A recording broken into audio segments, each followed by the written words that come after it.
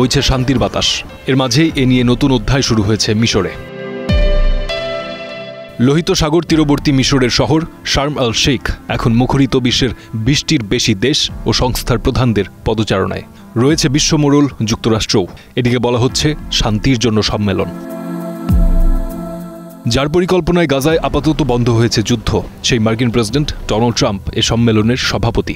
তার সাথে যৌথ সভাপতিত্ব করছেন মিশরের president Abdel Fattah al CC. গুরুত্বপূর্ণ এ সম্মেলনে কোন কোন বিষয় থাকবে আলোচনার শীর্ষে?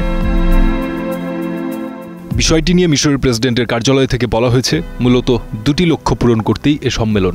এর মধ্যে প্রথমটি গাজায় স্থায়ীভাবে যুদ্ধ বন্ধ, আর দ্বিতীয়টি মধ্যপ্রাচ্যকে একটি স্থিতিশীল অঞ্চল হিসেবে গড়ে তোলা।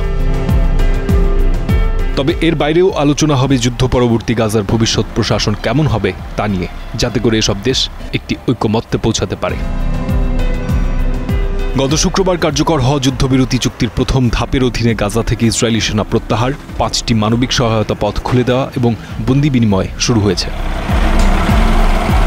এখন আলোচনা হবে এই শান্তি চুক্তি কিভাবে বাস্তবায়িত হবে, গাজা প্রশাসনে কারা ভূমিকা নেবে, আর কিভাবে অস্ত্রবিরতি স্থায়ী করা যায়। আজই হতে পারে গাজা শান্তি পরিকল্পনার স্বাক্ষর অনুষ্ঠান, যেখানে আনুষ্ঠানিকভাবে ঘোষণা আসতে পারে যুদ্ধ পরবর্তী নতুন প্রশাসনিক কাঠামো নিয়ে।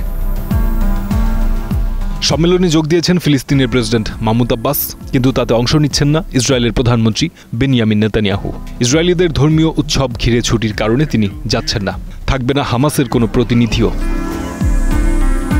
অন্যদিকে গাজা যুদ্ধ বিরতিতে মধ্যস্থতাকারী তুরস্ক, কাতারও রয়েছে সম্মেলনে।